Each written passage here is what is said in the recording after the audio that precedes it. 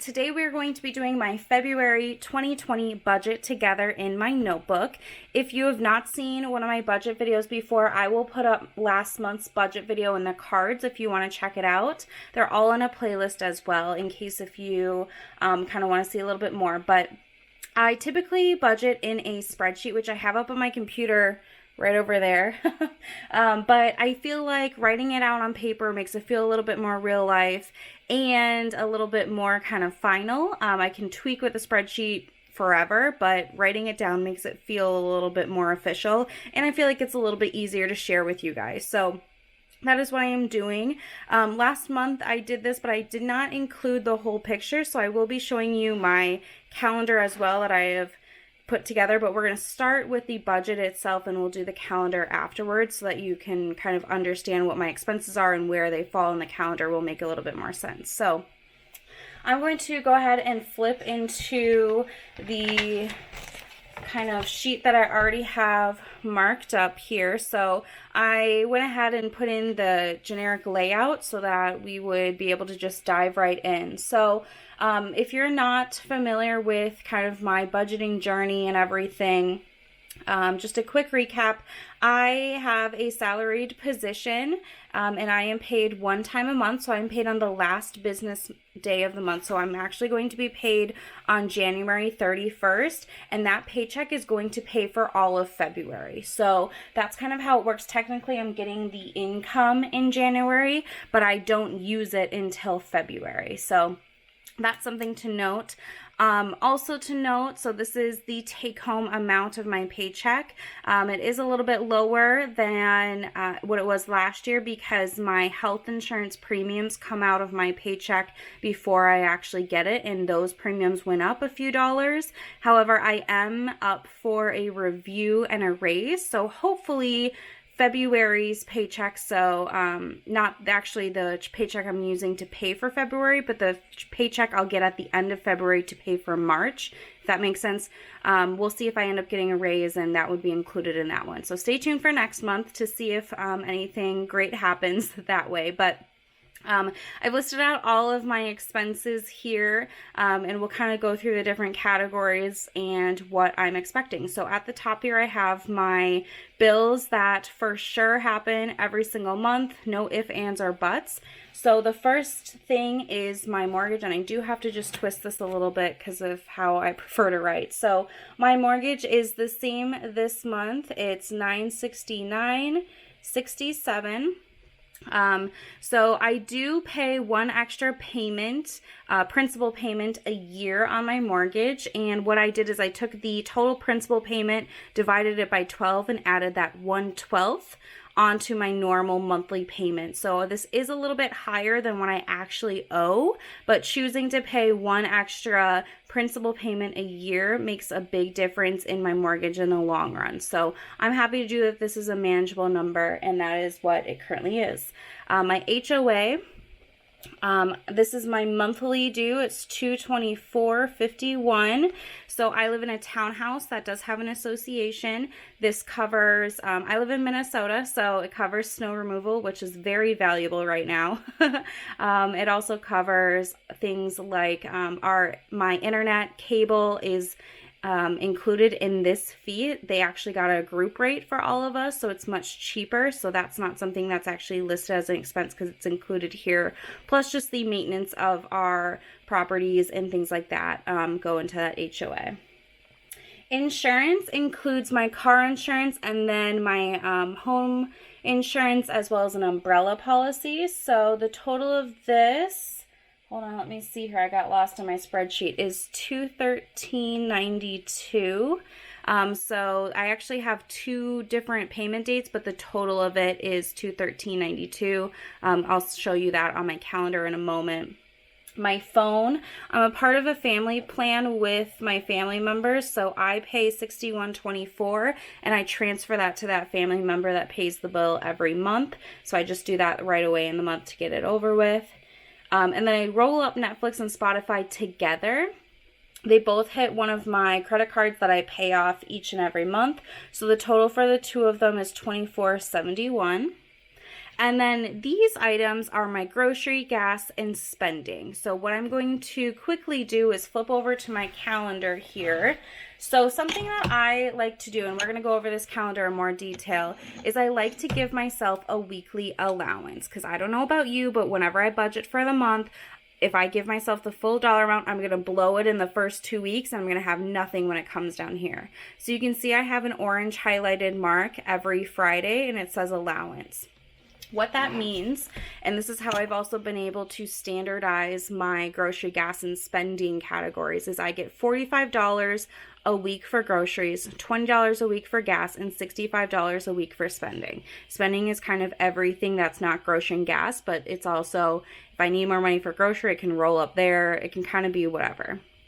So this is my allowance every single week for each of these categories, and I give my allowance on Friday mornings to myself because I spend more money on the weekends than I do during the week. That's when I usually go out to eat, maybe with friends. That's when I'm filling up my gas tank, and that's when I'm going to the grocery store. And then throughout the week, I maybe will stop and get a coffee one day, but I'm really not spending money throughout the week. So how I do this is I count the number of Fridays. So February has the 7th, the 14th, the 21st, and the 28th. So that's 4 Fridays.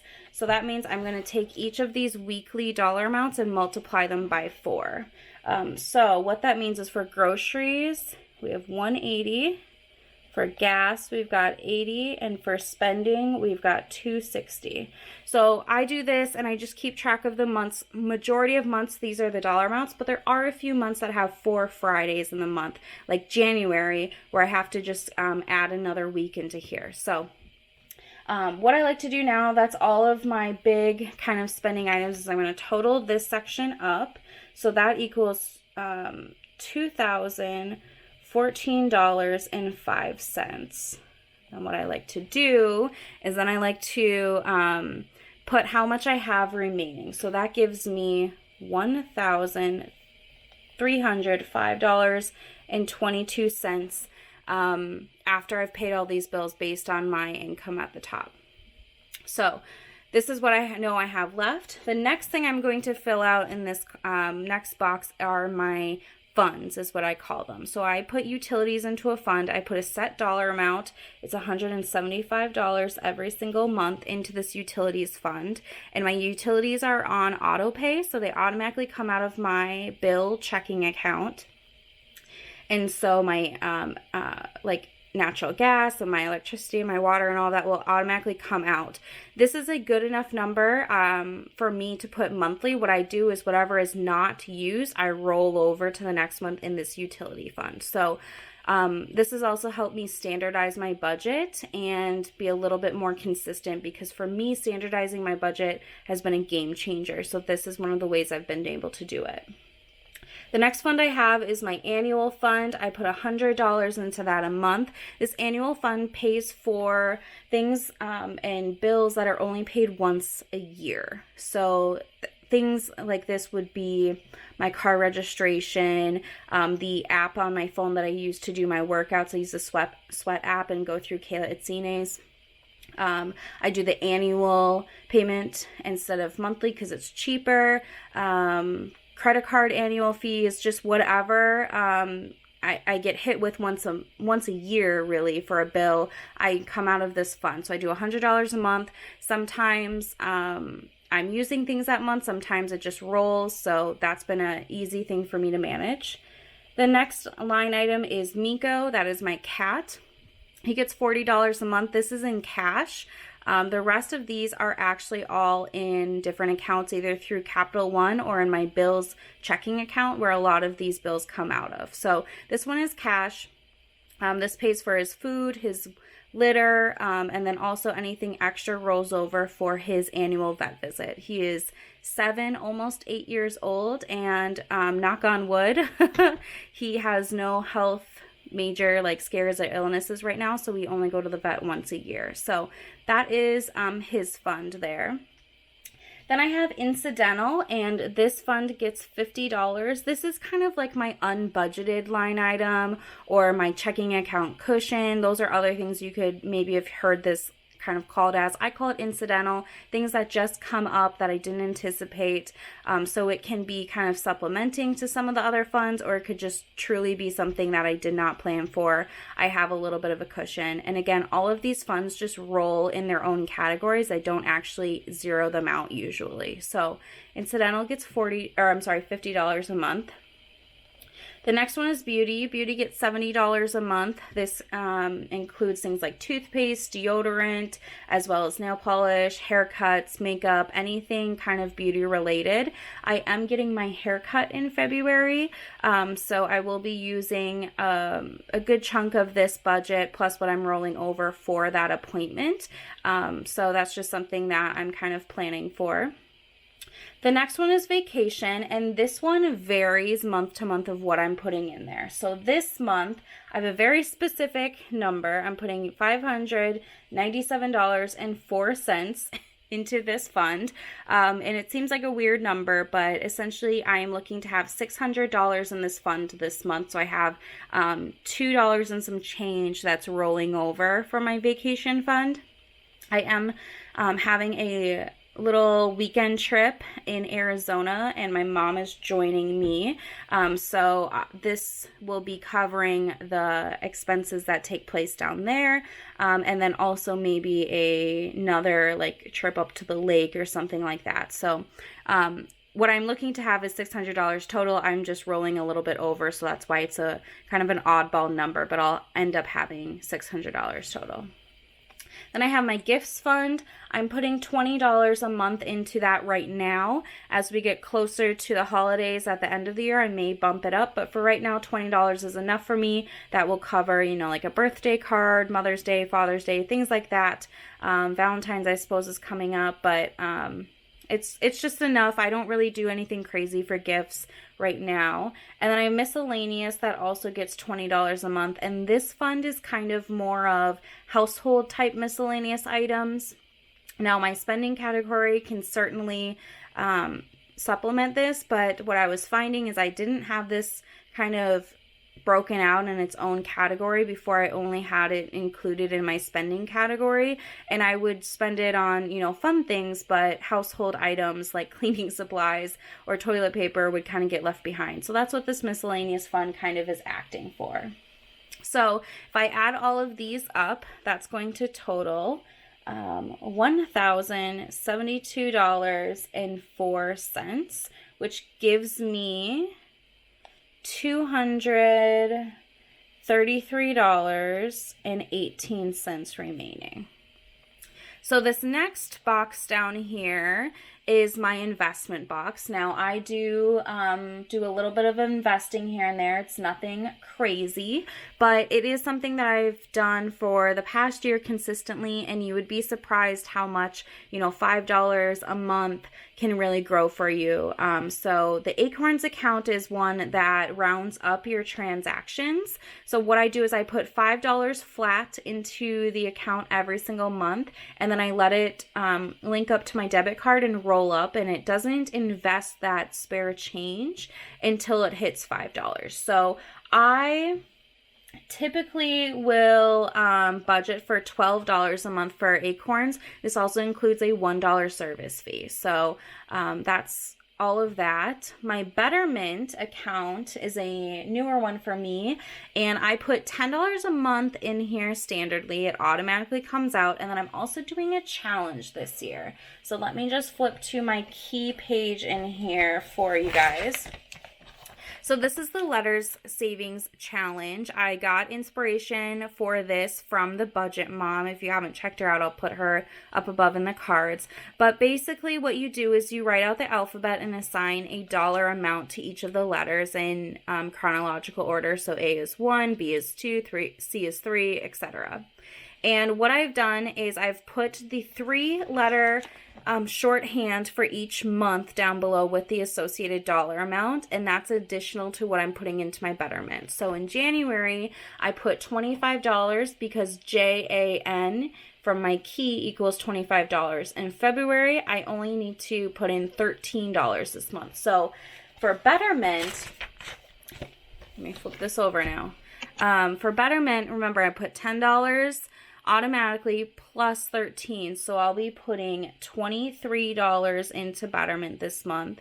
And then GroundFloor gets $3. This is a real estate investing opportunity, and I really enjoy it, but I'm just slowly building my portfolio there. I don't want to do anything too crazy. So a little bit of investing every single month and being consistent has really been rewarding for me. So it is important that I keep doing that for myself. So all of this equals $38, which is going to leave me with $195.18 left if we're doing a zero-based budget. So what I'm going to do is I do have a little bit of credit card debt remaining. I was completely consumer debt free for, let's see here, about August, September, October, November, about 4 months. December, I had some family emergencies come up that made me fly across the country and, do some kind of last minute trip planning and things like that, which was very well worth it, but I got myself into a little bit more credit card debt, so I am actively paying down those balances. So what I likely will do is put it towards the American Express Platinum balance, and that is $195.18 going here. Now, as I get other income throughout the month, I evaluate which credit card it makes most sense to put it on, but this is the one that I'm going to be putting my balance on for this month because I have some older balances there and I really want that interest rate and interest dollar amount to come down. So that's what I think I'm going to do. I may decide later that I want it to actually go on one of these other cards, but I will keep you posted when I do my February wrap up. That's what this side of the page is for my actuals, so you can see what I end up actually doing with these. So that is kind of the game plan and my budget for the month. And what I wanted to do is just show you my monthly calendar. So this is my Golden Coil planner. If you've not heard of Golden Coil, you definitely should check it out. I'll put the link for the website down below. And it allows you to create a planner that's 100% customized by you. So it's in the format, the amount of pages, the extra pages that you want is defined by you. I absolutely love them. I used them all last year and I got a new planner and I'm loving it. I got the layout that has a built-in calendar, and then I also got a blank calendar to put my bills in because I'm in my planner every single day. So what I have is I just wrote it all out, and I have a lot of different colors going on. I guess I can kind of span you over a little bit more.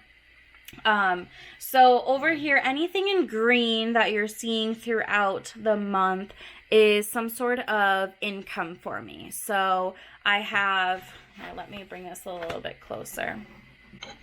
I have my regular income that's coming on January 31st, but I also have the interest that's accruing in my accounts.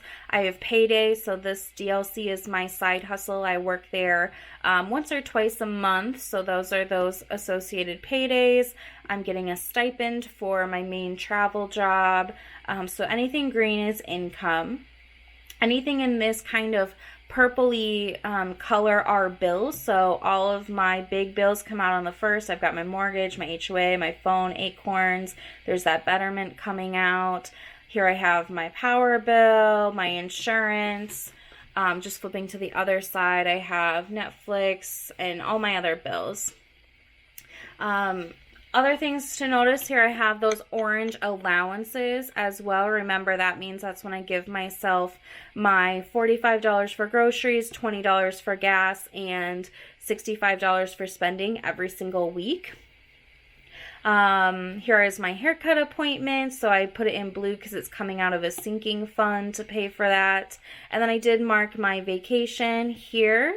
Now, something you may or may not know about me is I travel for work. So I am actually traveling these 3 weeks. I'm in Arizona, Michigan, and Colorado for work purposes, which is just helpful for me to know, but it's also helpful for my budget because I'm really not spending a lot of money when I'm away. So those are things that I just like to put on this calendar. This calendar is really for anything that's going to be money associated. So my vacation is going to have my vacation budget, all my paydays, all my bills, things like that. The other calendar I have is more for my social life and everything else going on, but that's something that I manage on the other page, and I like to keep the finances page separate. So I just wanted to share that I am doing the calendar layout, and this is kind of what it looks like for me. But if you have any questions, let me know. But just looking at my notebook here, I think I am pretty well done. Just a quick overview one more time of that budget, and I will be doing an update video after February closes out, putting all of the actuals in so we can review them, as well as reviewing how much additional income I was able to earn in the month, whether passively or actively by working odd jobs or by having markets or other things work for me. So if you guys enjoyed this video, consider subscribing. I'm also on Instagram if you want to follow me there. And if you have any questions or just want to chat, go ahead and leave a comment down below. I definitely would love to hear from you. So thank you so much for tuning in today, and I hope that you guys are getting your budget put together for February so you can have a successful money month. But that's it for me. Thanks so much, and I'll see you in the next one. Bye.